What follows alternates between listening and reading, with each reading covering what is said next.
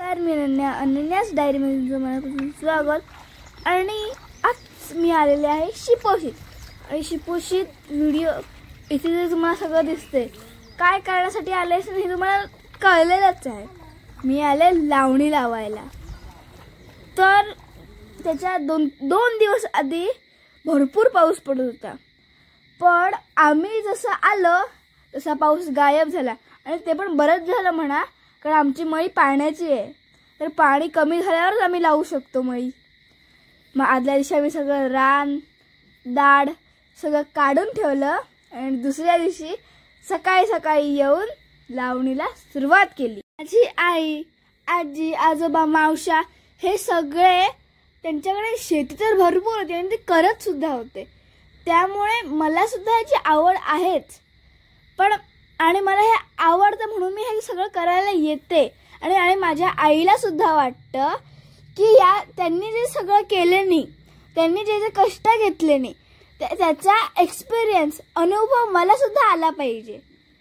त्यामुळे मी माझ्याकडून जे छोटी छोटी कामं होती ती मी करते। माझ्याकडून तिला एवढ्या अपेक्षा नसतात की मला ते भरपूर केलंच पाहिजे किंवा ते मला आलंच पाहिजे, आणि मलाही असं वाटत नाही। माझ्याकडून जे होतं ते मी करते आणि त्याच्यातनं मला सुद्धा आनंद भरपूर मिळतो।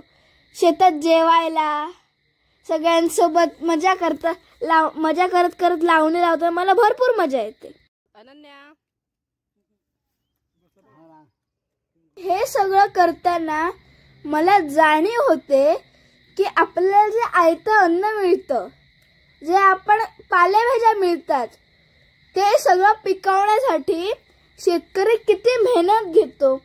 थंडीतून, पावसातून, उन्हातून, वाऱ्यातून तो काहीच बघत नाही, मेहनत करतो आणि आपल्या सगळ्यांना खायला देतो।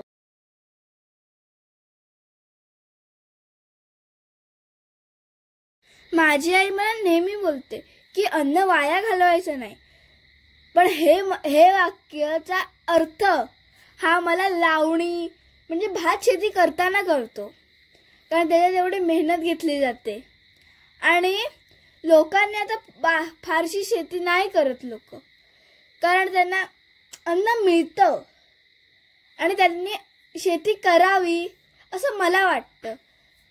म्हणजे काहीतरी उत्पन्नासाठी शेती केल्यामुळे लोकांना व्यवसाय तर मिळेलच, आणि आपण शेतातच नव्हे तर अख्ख्या निसर्गाचं सुद्धा संवर्धन करू शकतो।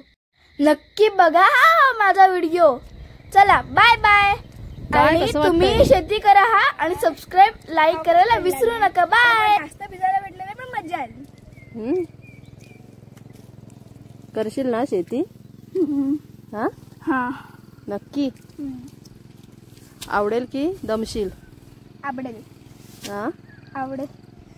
जाऊया। चला, झाली ना?